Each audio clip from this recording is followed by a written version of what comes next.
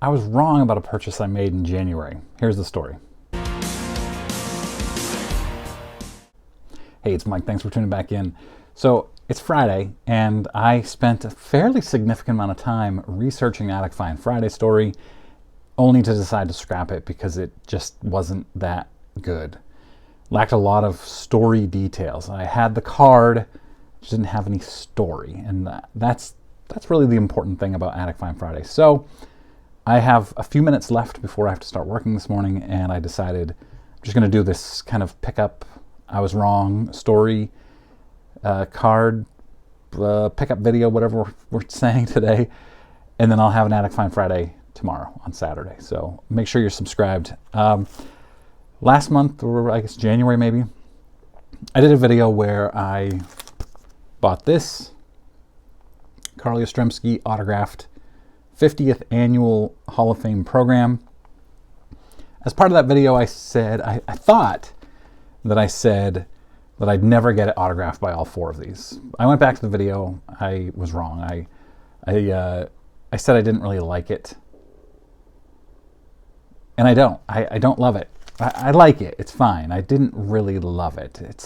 It feels like it's missing Johnny Bench, Al Barlick, Red Schoendienst autographs. Since those four guys, those other three guys are on this, but only a Yaz autograph. It's like getting this Pedro and Ramon Martinez card signed by only one of them. It's not that good. But I didn't think I'd ever get it signed by all of them, and I was wrong. First of all, Al Barlick died in 1989, just 6 years after this, so couldn't have signed very many.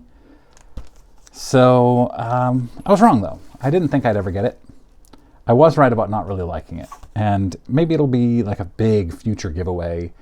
I'm thinking about doing a main Junk Wax Hero channel viewers get together type thing, like a Dawn Sports Card Center or something, and I'd do some giveaways. Let's see. I've got a couple packages here that I want to open up, and this one of these, I think it's this one, is relevant here. I have not opened this. I've had it for a week, I think. I think I got it last Saturday. I haven't opened it. I've been very, very busy. It's very well packaged.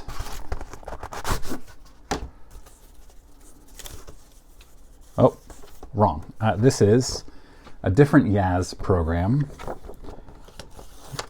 with two sticky notes on it. This is the Equitable Old Timers game. Yaz. It's not a program. It's like an ad, a poster, I guess.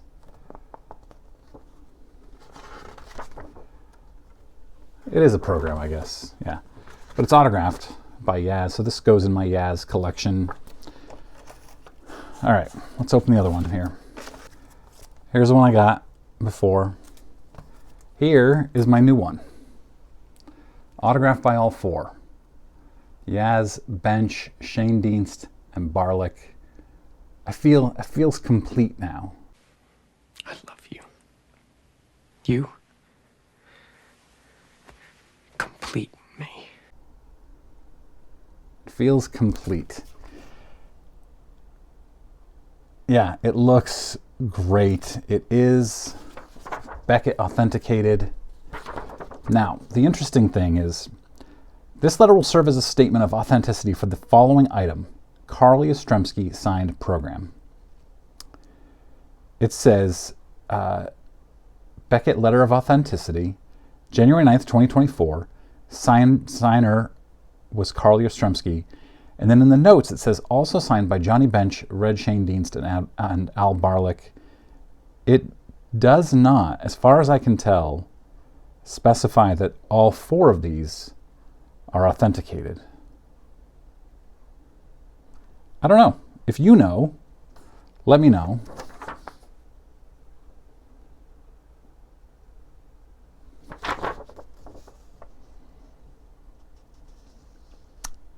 I really don't know. But this is only 2 months ago that this got authenticated. So this one was priced at, I don't remember, 340 or something like that. I think it was 420, and then it was knocked down to 340, and I made an offer at 200, and it was accepted. So very, very excited to add this to my collection. This is, for me, a big piece. It's just really nice. And I love these old programs. I love them when they're autographed. I know this is from 1989, so it's not like it's vintage per se, but just very cool. Autographed by 4 Hall of Famers, all from a meaningful program from the 50th Annual Hall of Fame induction, 1989. Yaz.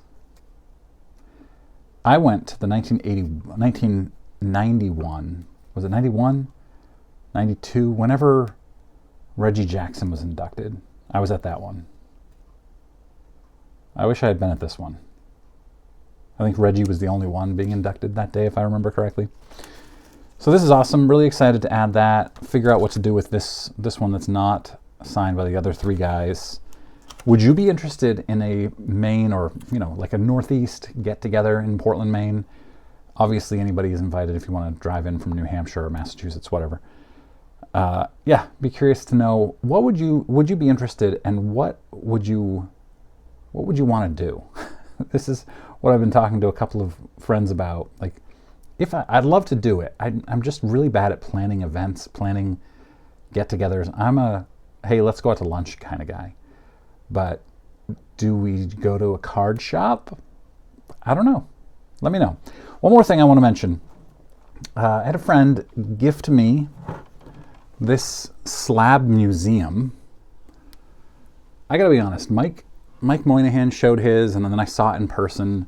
I saw it on his video, and I was like, I would never have one of those. It's bulky, it doesn't make a whole lot of sense. I don't love it. And so when it was in his room, I didn't even bother picking it up and looking at it or checking out the functionality. But a friend mailed it to me as a gift, and it's the Slab Museum. Yeah, it's a Slab Museum. I think the company name is Slab Museum.